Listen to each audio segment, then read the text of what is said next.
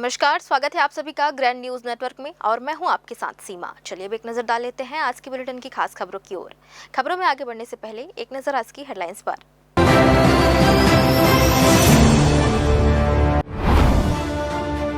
कड़ी धूप में डॉक्टर बनने का सपना, बिलासपुर में शांतिपूर्ण संपन्न हुई नीट परीक्षा।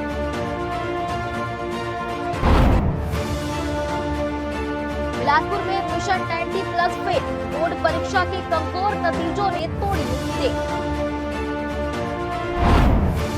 स्वच्छता सर्वेक्षण की रेस, दावों में टॉप रैंकिंग, लेकिन बिलासपुर की सड़कों पर गंदगी का राज।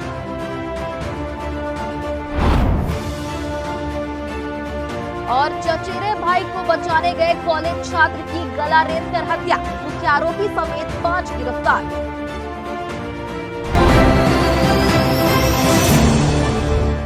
ये थी हेडलाइंस और अब खबरें विस्तार से। राष्ट्रीय चिकित्सा शिक्षा आयोग द्वारा आयोजित नीट परीक्षा रविवार को पूरे देश के साथ बिलासपुर जिले में भी शांतिपूर्ण ढंग से संपन्न हुई। कड़ी धूप और भीषण गर्मी के बावजूद डॉक्टर बनने का सपना आंखों में लिए हजारों युवा पूरे उत्साह के साथ परीक्षा देने पहुंचे और अपने हौसले का परिचय दिया। बिलासपुर जिले के विभिन्न निजी और सरकारी शैक्षणिक संस्थानों को नीट परीक्षा के लिए केंद्र बनाया गया था। परीक्षा अपने निर्धारित समय दोपहर 2 बजे से शुरू होकर शाम 5 बजे तक आयोजित की गई। परीक्षा का रिपोर्टिंग टाइम दोपहर 12 बजे निर्धारित होने के कारण बड़ी संख्या में परीक्षार्थी समय से पहले ही केंद्रों पर पहुंच गए थे। चिलचिलाती धूप और गर्मी के बावजूद युवा परीक्षा केंद्रों के बाहर आसपास की दुकानों और छांव वाली जगहों पर बैठकर अपनी बारी का शांति से इंतजार करते नजर आए। भीषण गर्मी और असुविधाओं के बीच भी परीक्षार्थियों के उत्साह में कोई कमी नहीं दिखी। आंखों में डॉक्टर बनने का सपना लिए हजारों युवा हर परिस्थिति को सहने के लिए तैयार नजर आए। किसी भी तरह की अव्यवस्था से बचने के लिए परीक्षा केंद्रों पर सुरक्षा के भी कड़े इंतजाम किए गए थे। प्रशासन और केंद्र प्रभारियों की मुस्तैदी से पूरी परीक्षा प्रक्रिया तय दिशा निर्देशों के अनुसार शांतिपूर्ण तरीके से संपन्न हुई। पेपर आपकी मॉडरेट था, ना हार्ड ना इजी था, ठीक है। किस तरह क्वेश्चन पूछे गए थे? मॉडरेट था, फिजिक्स बस थोड़ा हार्ड लगा मेरे को। बाकी बायो भी इजी था। कुछ उम्मीदें हैं? उम्मीद तो है। का एग्ज़ाम था, बहुत अच्छा गया, बहुत अच्छे से, मतलब बहुत अच्छा लगा। पहला टाइम था, बहुत अच्छा जाएगा। क्या कुछ टफ क्वेश्चन पूछे गए थे? नहीं, टफ क्वेश्चन नहीं थे, बहुत मतलब अंदर से ही पूछे गए थे, बहुत अच्छा लगा। Thank you. किस तरह क्वेश्चन आया जाता? बहुत अच्छा क्वेश्चन आया था, मतलब बुक से ही आया था, 11-12 का ही था, बहुत अच्छा लगा। क्वेश्चन बायो के थोड़े लेंदी थे, फिजिक्स के भी थे, बाकी एवरेज था, मतलब पिछले साल जैसे उतना नहीं था। कुछ कठिन सवाल ऐसा आया? हाँ थे कुछ, केमिस्ट्री फिजिक्स सब में थोड़े बहुत। क्या उम्मीदें हैं, कुछ है? उम्मीद तो नहीं है। बिलासपुर नगर निगम के स्वच्छता पेट्रोलिंग प्रभारी और वरिष्ठ स्वच्छता निरीक्षक दीपक कुमार पंकज को निगम कमिश्नर प्रकाश कुमार सर्वे ने एक गंभीर आरोपों के चलते तत्काल प्रभाव से निलंबित कर दिया है। यह पूरी कार्रवाई देवरी खुर्द स्थित मिश्रा किराना स्टोर में 27 अप्रैल को हुई एक विवादित छापेमारी के बाद की गई है, जहां प्रतिबंधित पॉलिथीन जब्ती की आड़ में दुकानदार से अवैध वसूली और बदसलूकी का मामला सामने आया था। घटना का जो सीसीटीवी फुटेज सार्वजनिक हुआ है वह बेहद चौंकाने वाला है। इसमें टीम के प्रभारी न केवल दुकान के भीतर समय विरुद्ध तरीके से सिगरेट पीते और कोल्ड ड्रिंक पीते नजर आ रहे हैं, बल्कि दुकानदार के साथ अभद्रता करते भी देखे गए हैं। पीड़ित दुकानदार का आरोप है कि टीम ने पहले 20,000 रुपए की भारी भरकम मांग की और अंततः बिना किसी आधिकारिक रसीद के 7,000 रुपए वसूल लिए, जिसकी रसीद अगले दिन आनन फानन में बैकडेट में काटी गई। कमिश्नर ने सख्त रुख अपनाते हुए साक्ष्यों के आधार पर प्रभारी को सस्पेंड कर दिया है। इधर बिलासपुर से खाकी को शर्मसार करने वाला एक हैरान कर देने वाला मामला सामने आया है। अनुशासन को ताक पर रखकर सिविल लाइन थाने के भीतर हंगामा करने और अपने ही बड़े भाई की जान लेने की कोशिश करने वाले एक शराबी आरक्षक को एसएसपी ने तत्काल प्रभाव से निलंबित कर दिया है। थाने के भीतर इस हाई वोल्टेज ड्रामे के बाद पुलिस महकमे में हड़कंप मच गया है। जानकारी के मुताबिक यह पूरी घटना गुरुवार रात की है। आरोपी आरक्षक चंद्रा ने पहले अपने एक दोस्त के साथ मिलकर मंगला निवासी अपने बड़े वाले भाई भुवन चंद्रा के साथ गाली गलौज और जमकर मारपीट की। इस प्रताड़ना से तंग आकर जब पीड़ित भाई अपनी शिकायत दर्ज कराने और न्याय मांगने सिविल लाइन थाने पहुंचा तो वहां हालात और भी ज्यादा खौफनाक हो गए। बताया जा रहा है कि ड्यूटी पर तैनात आरक्षक चंद्रा अपनी सरकारी SLR राइफल लेकर भारी नशे की हालत में थाने जा पहुंचा और वहां उसने न केवल साथी पुलिसकर्मी के सामने जमकर उत्पात मचाया बल्कि अपनी सरकारी राइफल तानकर सरेआम अपने सगे भाई को जान से मारने की धमकी भी दी। गनीमत रही कि मौके पर मौजूद अन्य पुलिसकर्मियों ने तत्काल मुस्तैदी दिखाते हुए शराबी आरक्षक को काबू में कर लिया और उसके चंगुल से राइफल छीन ली, जिससे एक बड़ी अनहोनी टल गई। घटना के बाद जब आरोपी आरक्षक का डॉक्टरी मुलाहिजा कराया गया तो उसमें शराब के नशे की साफ पुष्टि हुई है। थाने के भीतर इस तरह की गंभीर अनुशासनहीनता पर विभाग ने कड़ा रुख अपनाया है। वरिष्ठ अधिकारियों ने आरोपी आरक्षक चंद्रा को तत्काल प्रभाव से निलंबित कर दिया है और इस पूरे मामले की गहन जांच के आदेश जारी कर दिए हैं। मृत्यु जीवन का अंतिम सत्य है और हर व्यक्ति को एक न एक दिन इस पड़ाव से गुजरना पड़ता है। ऐसे समय में परिजनों के लिए अंतिम संस्कार की प्रक्रिया पहले से ही भावनात्मक रूप से कठिन होती है, लेकिन यदि शमशान घाट पर मूलभूत सुविधाओं का अभाव हो तो यह परेशानी और बढ़ जाती है। सरकंडा स्थित देवकीनंदन दीक्षित मुक्तिधाम में लंबे समय से ऐसी ही समस्याएं सामने आ रही थी, जहां चबूतरे के अभाव में अंतिम संस्कार करने में लोगों को काफी दिक्कतों का सामना करना पड़ता था। इस समस्या को गंभीरता से लेते हुए वार्ड क्रमांक 62 के पार्षद राजेश शुक्ला ने पहल करते हुए रविवार को यहां 2 नए चबूतरों का निर्माण करवाया। इस वार्ड में वार्ड क्रमांक 60 के पार्षद विजय ताम्रकार सहित अन्य जनप्रतिनिधियों ने भी सहयोग और समर्थन दिया। स्थानीय लोगों ने इस पहल की सराहना करते हुए कहा कि अब मुक्तिधाम में अंतिम संस्कार के लिए आने वाले परिजनों को काफी राहत मिलेगी। चबूतरे बनने से व्यवस्थाएं बेहतर होंगी और लोगों को कम कठिनाइयों का सामना करना पड़ेगा। यह पहल जन सुविधा की दिशा में एक महत्वपूर्ण कदम मानी जा रही है। काफी दिनों से मेरे पास विजय ताम्रकार जी के पास और राजेश डिस्ट्रिक्ट पार्षद के पास शहर से काफी लोगों का फोन आ रहा था कि यहाँ पे भैया एक चबूतरा 2 चबूतरा बना दिया जाए, जिससे लोग अंतिम संस्कार में आते हैं तो नीचे रख के पूजा करते हैं और उनको काफ़ी तकलीफों का सामना करना पड़ता है, क्योंकि आजकल अधिकतर लोगों के घुटने में दर्द रहता है। और इसलिए एक प्रयास हम तीनों पार्षदों के द्वारा किया गया है कि यहाँ पे एक चबूतरा बनाया जाए, जिसमें अंतिम संस्कार में लोगों के साथ पूरे सम्मान के साथ उसका अंतिम संस्कार हो सके। ये 2 चबूतरे का निर्माण होने से लगता है सहूलियत हो जाएगी, काफ़ी कुछ सुविधा होगी, लेकिन लोगों की मांग तो ये है कि जो पुराने ब्रिज के नीचे वहाँ पे भी जहाँ पे ज़मीन पे रख के पूजा करते हैं वहाँ पे भी एक बनाया जाए करके, वहाँ पे भी लोगों की मांग है। लेकिन अभी हम लोगों ने उसको और कुछ लोगों से बात करने के बाद उसको करेंगे, क्योंकि वो मेन रोड में पड़ता है, तो काफ़ी लोगों से बात करने के बाद हो सकता है उसको भी अपन लोग तीनों पार्षद मिल के करें। कुछ लोग विरोध भी कर रहे थे कि यहाँ अवैध निर्माण हो रहा है। अब वो अच्छे कामों का विरोध तो नहीं करना चाहिए, लेकिन अब जो लोगों को समझदारी नहीं है और जो अच्छे काम का विरोध करते हैं उन लोग करेंगे। बहुत समय से आम लोगों की एक मांग थी कि मुक्तिधाम के गेट के बाहर एक चबूतरे का निर्माण कराया जाए, तो आज हमारे ये 3 वार्ड से लगा हुआ एक मुक्तिधाम है, 62, 61 और 60। आज तीनों पार्षद श्री राजेश शुक्ला जी, श्री विजय ताम्रकार जी, श्री राजेश दूसरे जी, इन तीनों मौजूद थे। आज वहाँ चबूतरे का निर्माण कराया गया, जिससे आम लोगों को वहाँ जो 100 लेके आते हैं तो उन्हें रखने में आसानी जाए, जिसमें उन्हें पूजा करने में तकलीफ ना हो। इसलिए आज चबूतरा निर्माण का कार्य वहाँ प्रारंभ किया गया है। इधर बिलासपुर के सिरगिट्टी थाना क्षेत्र में कल रात करीब 9 बजे एक दर्दनाक घटना घटी, जहां एक तेज रफ्तार कार ने सड़क पर खड़े एक बछड़े को बुरी तरह रौंद दिया। बजरंग दल के जिला संयोजक गौरव धनकर ने बताया कि उनके कार्यकर्ता क्षेत्र में गौ सेवा के लिए तैनात थे, तभी उन्होंने देखा कि नशे में धुत एक अज्ञात कार चालक बछड़े को टक्कर मारकर मौके से फरार हो गया। मानवता का परिचय देते हुए कार्यकर्ताओं ने तुरंत घायल बछड़े का उपचार कराया और रात 11 बजे थाने पहुंचकर आरोपी के खिलाफ लिखित शिकायत दर्ज कराई। बजरंग दल ने पुलिस से मांग की है कि ऐसे गैर जिम्मेदार और शराब पीकर गाड़ी चलाने वाले लोगों के खिलाफ कड़ी कानूनी कार्रवाई की जाएगी।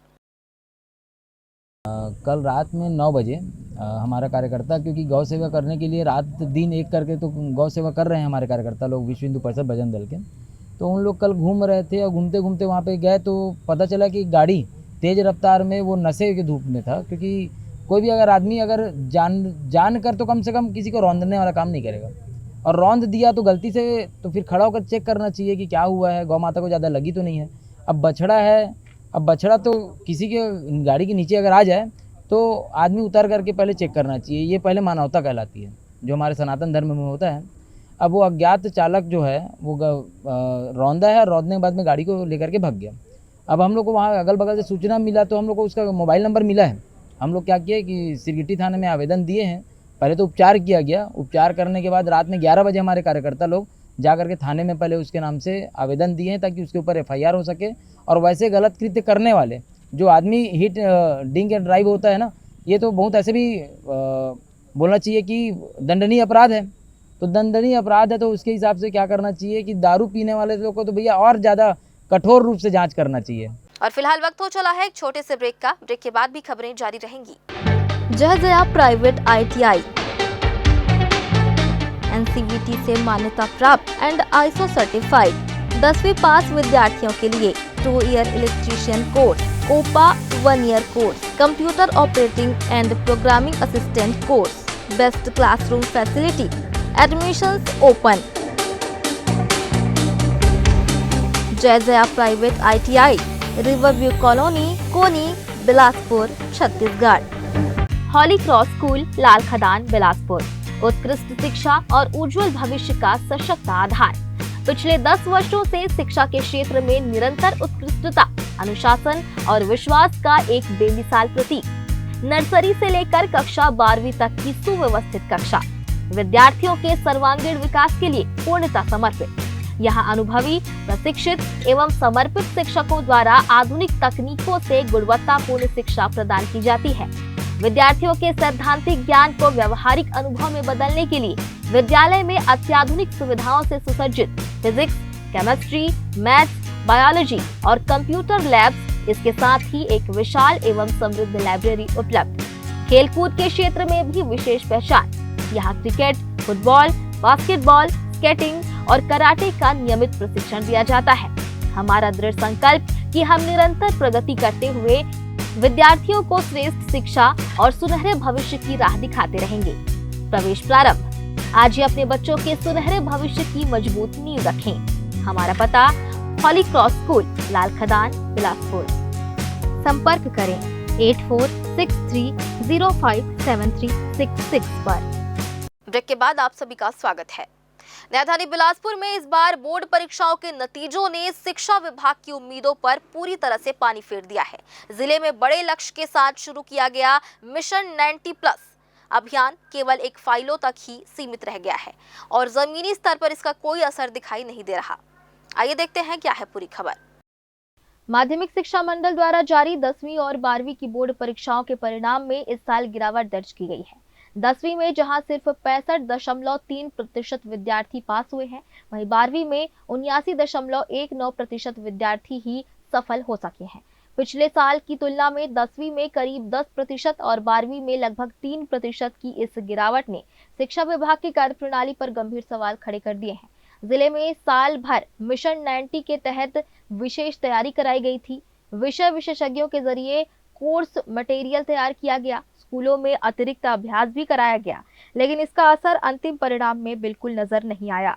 इस मामले पर जिला शिक्षा अधिकारी विजय तांडे ने भी साफ तौर पर माना है कि इस बार का रिजल्ट संतोषजनक नहीं है। उन्होंने कहा कि प्रयास किए गए थे, लेकिन कहीं ना कहीं कमी रह गई, जिसकी अब गहन समीक्षा की जाएगी ताकि आने वाले समय में सुधार किया जा सके। ये जो है अब समीक्षा करने से पता चलेगा। इसमें अभी जो रिजल्ट आया है इसमें अशासकीय और शासकीय विद्यालय दोनों का सम्मिलित रूप से है।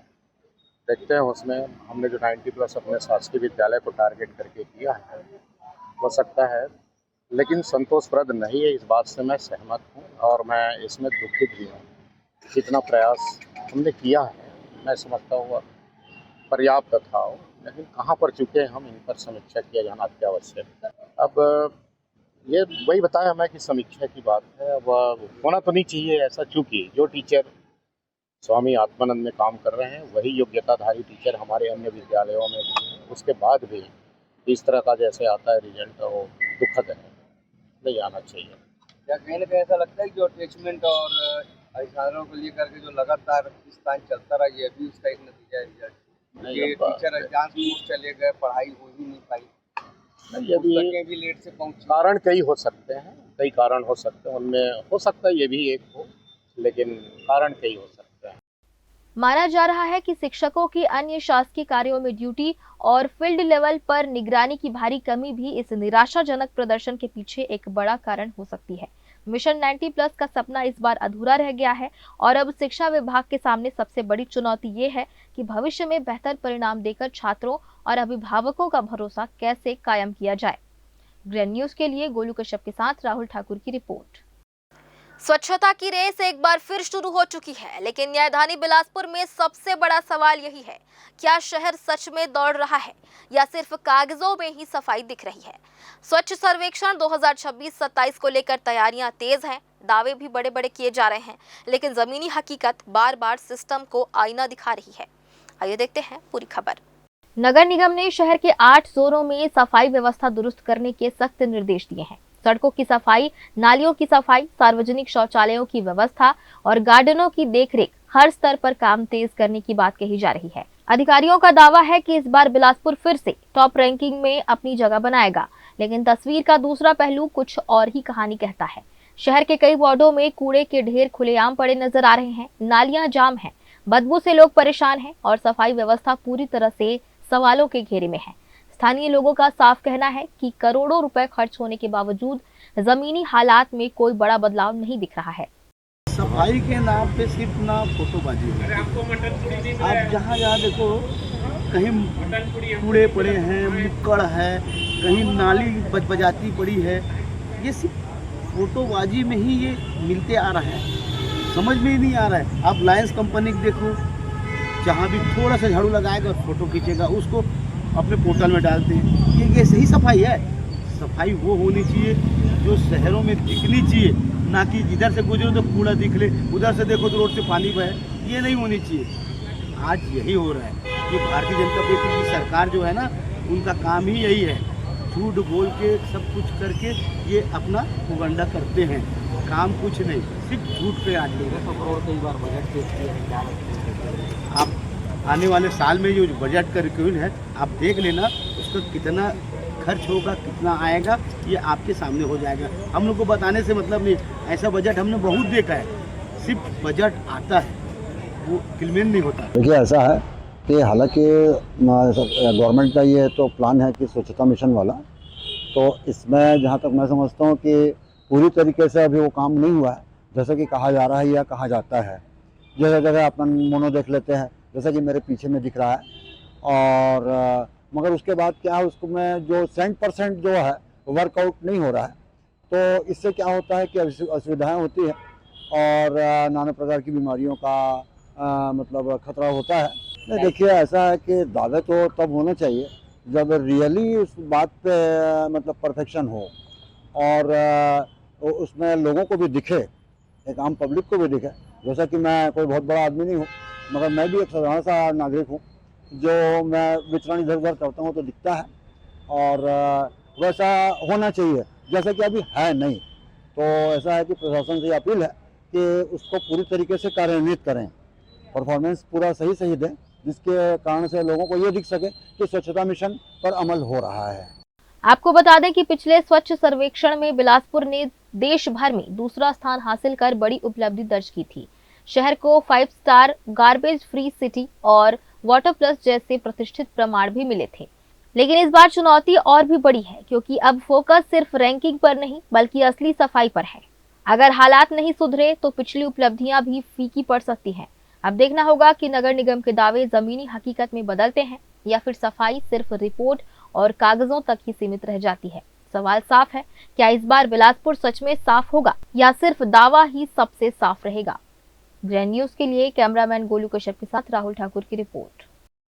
किसानों को समृद्ध और आत्मनिर्भर बनाने के उद्देश्य से रविवार को सिम्स ऑडिटोरियम में एक विशेष कार्यशाला का आयोजन किया गया। इस कार्यक्रम में बड़ी संख्या में किसानों ने भाग लिया, जहां कृषि के साथ साथ व्यावसायिक गतिविधियों से जुड़कर आय बढ़ाने के विभिन्न उपायों पर विस्तार से चर्चा की गई। विशेषज्ञों ने किसानों को पारंपरिक खेती के साथ आधुनिक तकनीकों को अपनाने, मूल्य संवर्धन, प्रसंस्करण और मार्केटिंग के जरिए अधिक लाभ अर्जित करने के तरीके बताए। कार्यशाला में ये भी बताया गया कि किसान यदि समूह बनाकर सहकारिता के माध्यम से कार्य करें तो वे अपने उत्पादों का बेहतर मूल्य प्राप्त कर सकते हैं। इसके अलावा उन्हें सरकारी योजनाओं की जानकारी देकर उनका लाभ उठाने के लिए प्रेरित किया गया। कार्यक्रम का मुख्य उद्देश्य किसानों को केवल उत्पाद तक सीमित न रखकर उन्हें उद्यमिता की ओर बढ़ाना और आर्थिक रूप से सशक्त बनाना था। इस पहल को किसानों के लिए बेहद उपयोगी माना जा रहा है, क्योंकि इससे उन्हें नई सोच, आधुनिक खेती के तौर तरीकों और व्यावसायिक अवसरों की जानकारी मिल रही है, जो उनकी आय में वृद्धि और जीवन स्तर सुधारने में सहायक साबित होगी। Venkateshwara cooperative power and agro processing limited एक बहुराज्य सहकारी संस्था जो 12 राज्यों में जवानों, किसानों और महिला शक्ति को एक साथ लेके हम कृषि और कृषि लगत व्यवसाय के अंदर में सहकारिता के माध्यम से आगे बढ़ रहे हैं। ये एक ऐसी अनूठा अभियान है जिसमें जवान और किसान एक साथ मिलके किसानों का भविष्य कैसे हम सुधार सकते हैं, एक साथ मिलके कृषि को व्यवसाय के साथ में जोड़ के कैसे किसानों तक पहुंच सकते हैं, क्योंकि सहकारिता का मायने ही है कि इसमें जितने भी सहभागी हैं, जितने भी सदस्य हैं, सब इसके भाग्य विधाता हैं और यही उसके मालिक हैं। हमारे देश में अमूल एक सहकारिता का अनूठा उदाहरण है जिसमें 36 लाख किसान भाई मिलके एकत्रित होके 3.5 करोड़ लीटर का दूध का उत्पन्न करते हैं, जो दुनिया की सबसे बड़ी सहकारिता है। यही मंत्र हम जवानों और किसानों को जोड़ के 12 राज्य में इस देश में एक नई क्रांति, एक नया उद्यम कृषि व्यवसाय में लाना चाहते हैं, जहां जवान अपने अनुभव के साथ में देश की रक्षा करने के बाद में मातृभूमि की रक्षा करने के लिए, मातृभूमि की सेवा करने के लिए किसानों के साथ जुड़ के कोऑपरेटिव के माध्यम से काम कर रही है। बिलासपुर के अशोकनगर स्थित डीपी विप्र लॉ कॉलेज में LLB द्वितीय वर्ष के छात्र प्रियांशु शुक्ला के साथ मारपीट और चाकूबाजी की एक गंभीर घटना सामने आई है।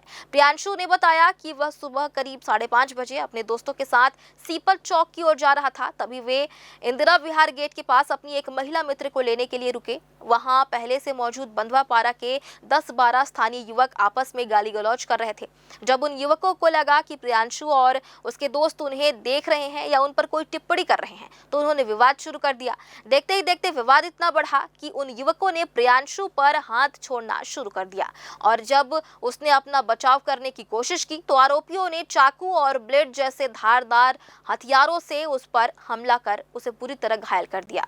प्रियांशु ने इस मामले में सूरज यादव और अन्य साथियों के खिलाफ पुलिस में प्राथमिकी FIR दर्ज कराई है। और मैं LLB का छात्र हूँ अशोकनगर में, डीपी विप्र लॉ कॉलेज में मैं LLB का सेकंड ईयर का छात्र हूँ। हम लोग सुबह 5-5:30 बजे के करीबन सीपत चौक जा रहे थे बंधवा पारा से, जहाँ अपनी एक दोस्त रहती थी इंदिरा विहार गेट के पास। उसको साथ में लेने के लिए अपन रुके हुए थे इंदिरा विहार गेट के पास।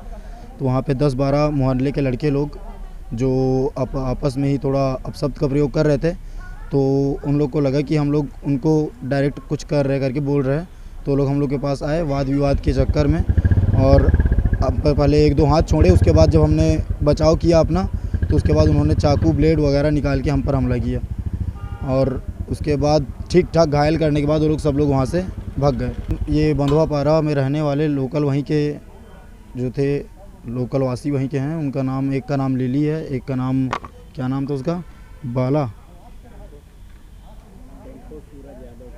एक सूरज यादव, एक लिली और एक अपना वो बाला, ऐसे करके कुछ था। 3 लोग थे और बाकी वो लोग लोकल हैं, तो उनका नाम सर अपने को पता नहीं है। अपने पास उनका वीडियो भी है, फ़ोटो भी है उनके पास, साक्ष्य है। खिलाफ शिकायत दर्ज कराई है? जी बिल्कुल, उनके खिलाफ हमने FIR कर दी है। अब वो आगे सर समझेंगे क्या है कैसा है। बिलासपुर के सरकंडा थाना क्षेत्र से एक दिल दहला देने वाली खबर सामने आई है। न्यायधानी में अपराधियों के हौसले इतने बुलंद हैं कि मामूली विवाद में एक होनहार छात्र की जान ले ली गई। शनिवार की रात मोपका इलाके में 22 वर्षीय कॉलेज छात्र अभिषेक यादव की चाकू मारकर बेरहमी से हत्या कर दी गई। बताया जा रहा है कि अभिषेक अपने छोटे चचेरे भाई को बचाने के लिए विवाद के बीच पहुंचा था, लेकिन हमलावरों ने उस पर ही प्राणघातक हमला कर दिया। इस सनसनीखेज वारदात के बाद इलाके और पुलिस महकमे में हड़कंप मच गया है। मामले की गंभीरता को देखते हुए सरकंडा पुलिस ने तत्परता दिखाई और मुख्य आरोपी आशीष सूर्यवंशी समेत कुल 5 लोगों को हिरासत में ले लिया है। आइए देखते हैं पूरी खबर। घटना शनिवार रात करीब 10:30 बजे हुई, जब अभिषेक यादव का 16 वर्षीय चचेरा भाई ओम प्रकाश यादव घर के पास मौजूद था। जानकारी के मुताबिक पड़ोस की एक युवती से बातचीत करने को लेकर ओम प्रकाश का स्थानीय युवकों से विवाद शुरू हो गया। देखते ही देखते बहस इतनी बढ़ गई कि 5 युवकों ने मिलकर नाबालिग ओम प्रकाश की पिटाई शुरू कर दी। शोर सुनकर बड़ा भाई अभिषेक यादव बीच बचाव करने मौके पर पहुंचा। अभिषेक ने जैसे ही अपने भाई को बचाने की कोशिश की, आरोपियों का गुस्सा 7वें आसमान पर पहुंच गया। इसी दौरान आरोपी आशीष सूर्यवंशी ने धारदार चाकू निकाला और सीधे अभिषेक के गले पर वार कर दिया। हमले के बाद अभिषेक लहूलुहान होकर वहीं गिर पड़ा, जबकि घायल ओम प्रकाश अपनी जान बचाने के लिए पुलिस चौकी की ओर भागा। कल रात्रि करीब 10:30 के आसपास दो पक्षों में आपस में मारपीट हुई, जिसमें मारपीट के दौरान ही एक पक्ष के आशीष सूर्यवंशी द्वारा अभिषेक यादव को गले में वार करने से, चाकू से वार करने से उसकी अस्पताल में मृत्यु हो गई है।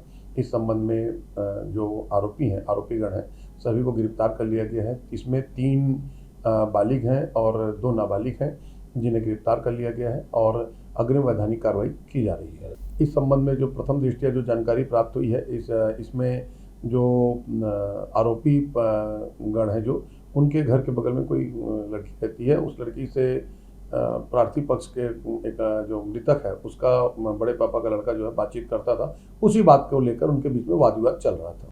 वारदात की सूचना मिलते ही सरकंडा थाना प्रभारी प्रदीप आर्य अपनी पुलिस टीम के साथ मौके पर पहुंचे। गंभीर रूप से घायल अभिषेक को तत्काल अस्पताल ले जाया गया, लेकिन डॉक्टरों ने उसे मृत घोषित कर दिया।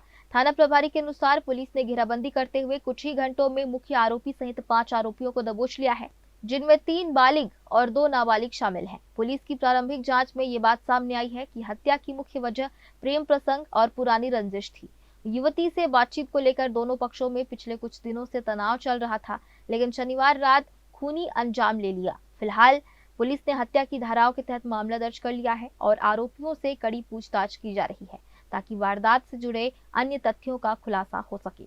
ग्रैंड न्यूज के लिए कैमरामैन मनीष पाल के साथ पिंटू दुबे की रिपोर्ट। और फिलहाल आज की इस बुलेटिन में बस इतना ही। अगले बुलेटिन में फिर होगी आपसे मुलाकात, तब तक के लिए दीजिए इजाजत। नमस्कार।